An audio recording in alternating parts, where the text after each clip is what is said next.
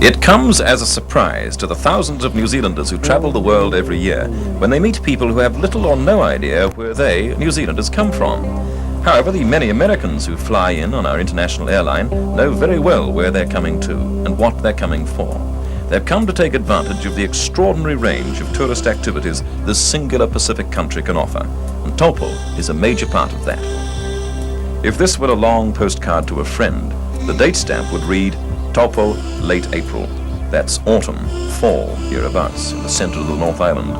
Taupo, a community of more than 14,000, 3 times as many in the seasons, where there were just a few hundred 30 years ago, a few hundred permanent residents then, and a few million trout.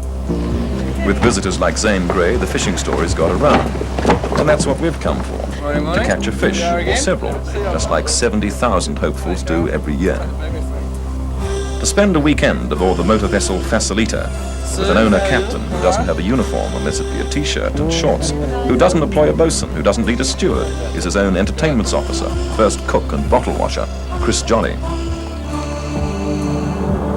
These days, Chris seems to spend his entire working life on the lake, guiding the 42-foot steel-hulled craft away from the marina and out into the stream, where Taupo's major outlet, the Waikato River, begins its long flow to the west coast Tasman Sea. Taupo is not New Zealand's longest lake, but gathering its waters from a huge catchment, it holds the greatest volume of any Australasian lake, and some say the most fish. They argue that fishing in the lake or in surrounding rivers and streams is the best anywhere in the world.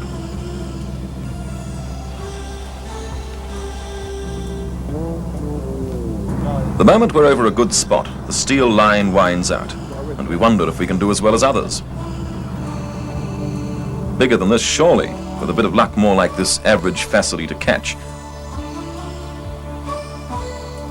Or a whopper, which could only grow as the story of the catch is retold endlessly. The reality of the first strike is hardly a model of skill and calm. Nonetheless, Chris, who must have seen hundreds caught this way, treats each catch as a minor triumph. With this fisherman, that's not far from the truth.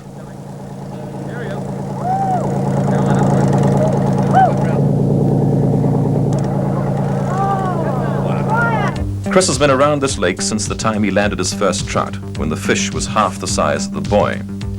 80 years ago, just a little before his time, a few kilometers south of Oppurtunity Falls, a 50-pound brown trout was landed. A fish of that size would be a dream today, but who knows? Rounding a short headland, Facilita glides into a narrow entrance which widens into a small circle of bush-ringed bay, a place called prosaically Boat Harbour. Barbary is already tied up. She's another hire boat, although not for what Errol Flynn might have used her when he reputedly owned Barbary years ago. Shall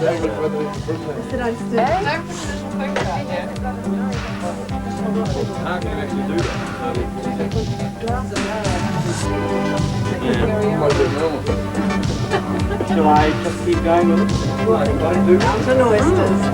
it? Most often, lunch on Facilita is a matter of Chris preparing the catch. Ham is an extra today, but the smoked trout is a regular delicacy. Ideal for duck pot. Yeah, I'll wait till I get home.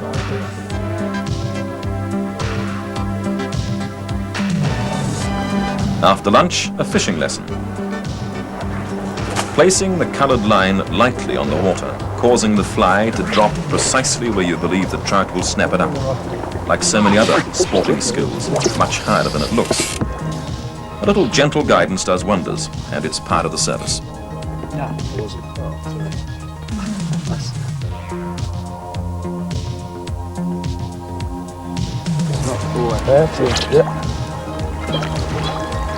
Yeah, it's good. Facilita cruises south along the lake's 36 kilometers. For although none of us have come prepared, Chris wants to demonstrate that a few minutes flying from the lakeside will find a hunter in red deer country to the west, or on the east amongst the best Japanese sika deer hunting in the world. So he's arranged a rendezvous, and Facilita must reach Flat Rock by 2 o'clock. The cliffs of Taupo's western bays rise sheer and smooth like the barrel of a huge gun. Indeed, their erupted material, ignimbrite, thrust up 300,000 years ago, with the center then subsiding back down the bore. A sheltered spot to land the Lakeland helicopter's Hughes 500D, and for Chris to clamber onto flat rock and go after the deer.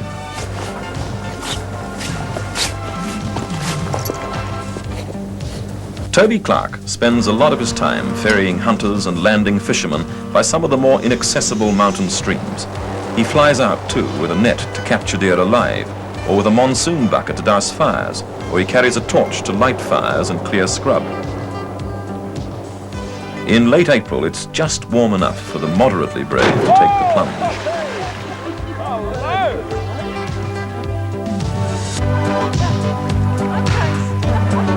We can hear the chopper long before we can distinguish it flying in against a curtain of the darkening Ignimbrite cliffs. It's soon apparent that Chris has been as good as his word. He, Toby, and the Hughes 500D have been away an hour and returned to flat rock with 2 deer slung between the skids.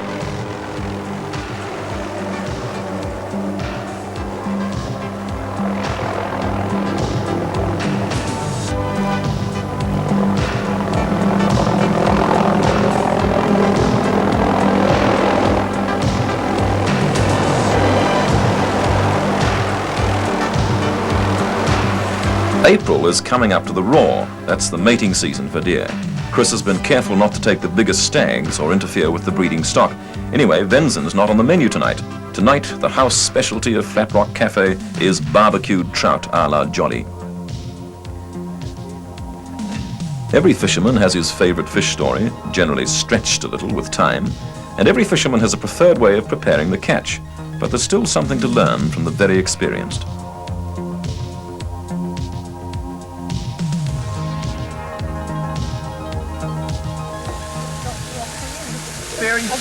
Wherever Facilita goes after fish, the barbecue goes too, whether on flat rock or on board.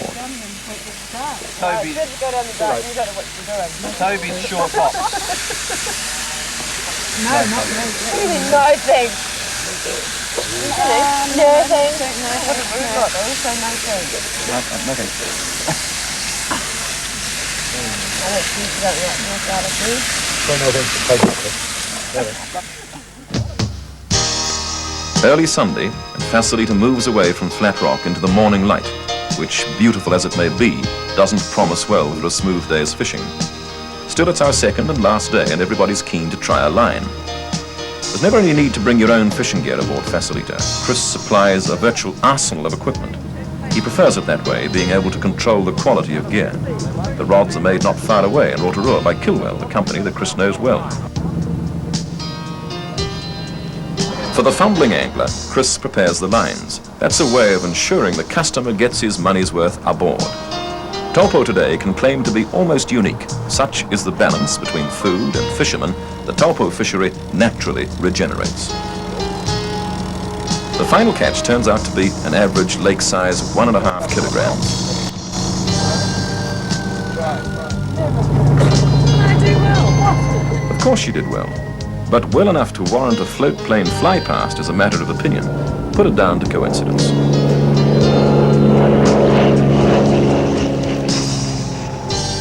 We came to Taupo with the wrong impression, believing that an overnight fishing cruise of the lake was a glamorous pastime for wealthy sportsmen. But that's not the way on Facilita. Chris Jolly guarantees fish and food. The frolic's up to you, although he has been known to lend a hand. All for the price of a reasonable motel.